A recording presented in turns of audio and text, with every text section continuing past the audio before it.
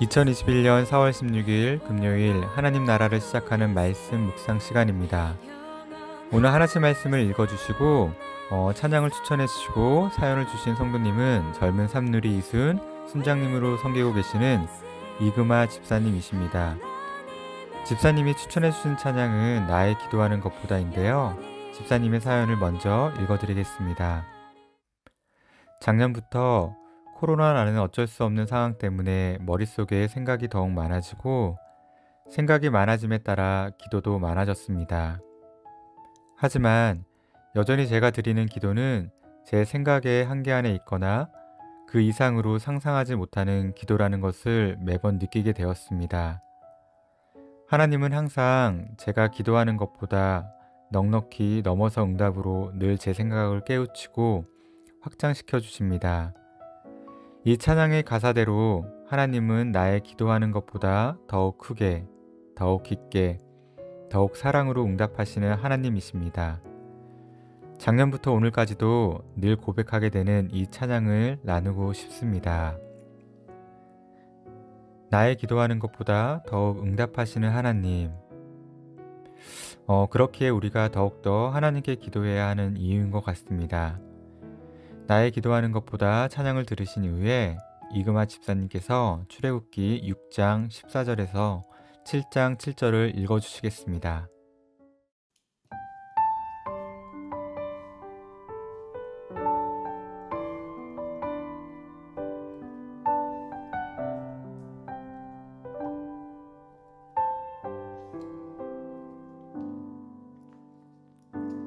나의 기도하는 것보다 더욱 응답하실 하나님,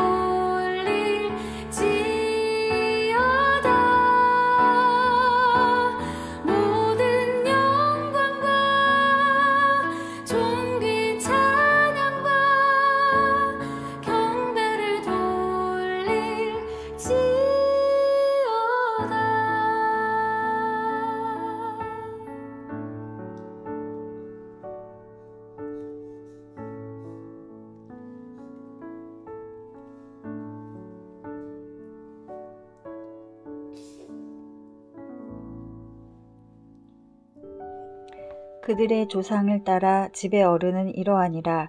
이스라엘의 장자 르우벤의 아들은 한옥과 발루와 헤스론과 갈미니. 이들은 르우벤의 족장이요. 시므온의 아들들은 여무엘과 야민과 오핫과 야긴과 소할과 가나안 여인의 아들 사울이니. 이들은 시므온의 가족이요. 레위의 아들들의 이름은 그들의 족보대로 이러하니 게르손과 고핫과 므라리요. 레위의 나이는 137세였으며 게르손의 아들들은 그들의 가족대로 림니와 시므이요. 고핫의 아들들은 아므람과 이스할과 헤브론과 우시엘이요.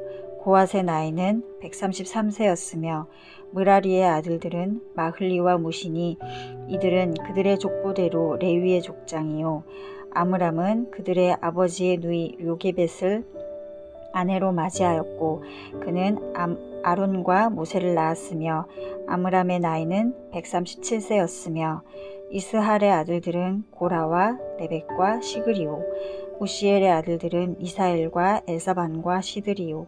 아론은 암미나답의 딸 나손의 누이 엘리세바를 아내로 맞이하였고 그는 나답과 아비후와 엘르아살과 이다마를 낳았으며 고라의 아들들은 아실과 엘가나와 아비아삽이니. 이들은 고라 사람의 족장이요. 아론의 아들 엘르아살은 부디엘의 딸 중에서 아내를 맞이하였고 그는 비느하스를 낳았으니. 이들은 레위 사람의 조상을 따라 가족의 어른들이라.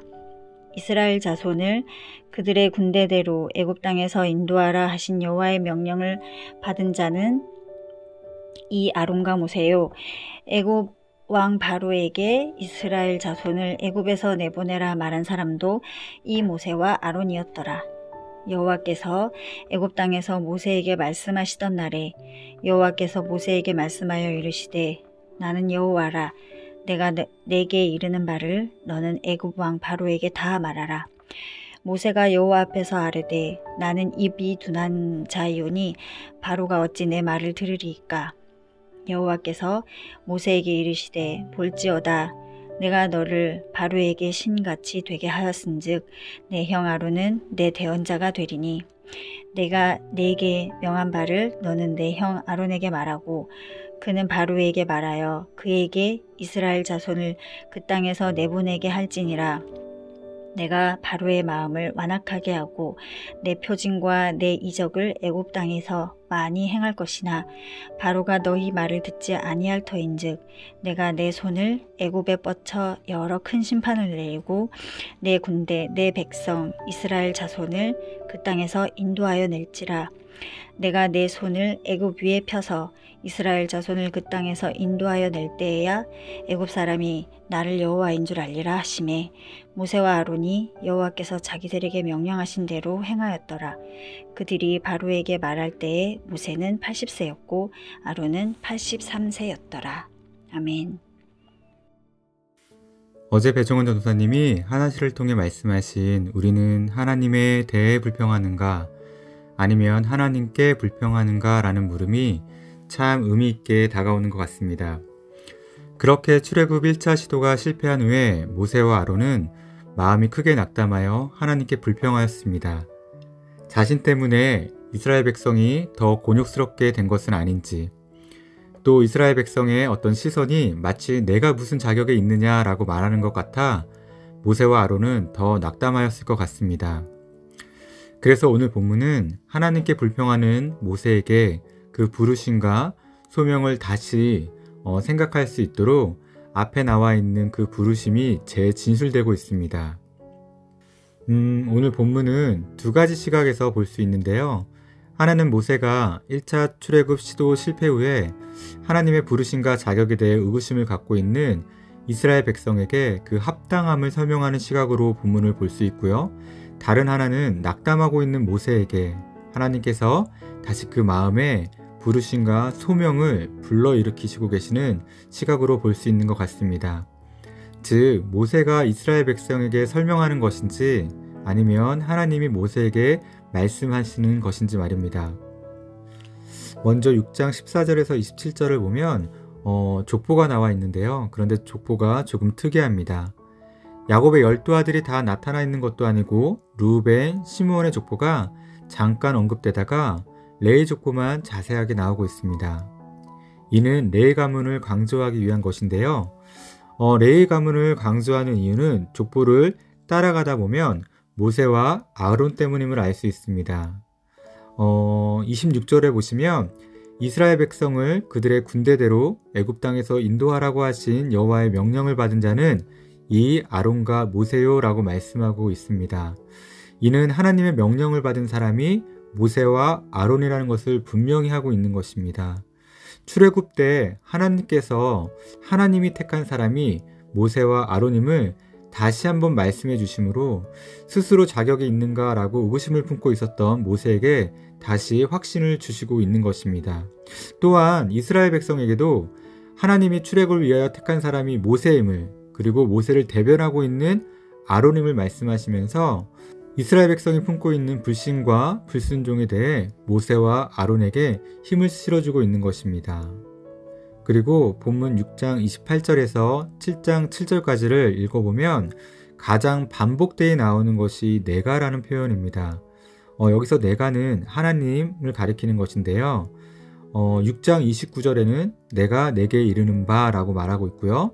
7장 1절에는 내가 너를 바로에게, 그리고 2절에는 내가 내게 명령한 바, 3절에는 내가 바로의 마음을 완악하게 하고, 특별히 4절에 바로가 너희의 말을 듣지 아니할 터인즉 내가 내 손을 애굽에서 뻗쳐 여러 큰 심판을 내리고 내 군대 내 백성 이스라엘 자손을 그 땅에서 인도하여 낼지라 라고 말씀하고 있습니다. 또한 5절에 내가 내 손을 이라며 하나님 자신을 나타내는 구절이 반복되이 계속적으로 나타나고 있는데요. 이는 하나님이 주체라는 것입니다. 하나님께서 직접 하신다는 것입니다. 비록 모세와 아론이 하나님의 귀한 도구되어 쓰임을 받고 있지만 모든 것은 하나님으로부터 시작해서 하나님이 직접 일하고 계신다는 것입니다. 모든 상황을 하나님이 주관하고 계신다는 것이죠. 모든 것이 하나님이 주권하에 놓여져 있다는 하나님의 선포입니다.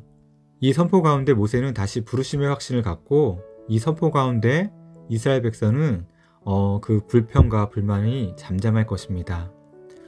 오늘 본문을 통해서 모세가 다시 소명을 받은 자로서 그 정체성이 회복되고 있습니다. 소명을 주신 하나님이 모든 것을 주관하고 계시고 모든 것을 이루어 가신다라는 것을 알게 되었습니다.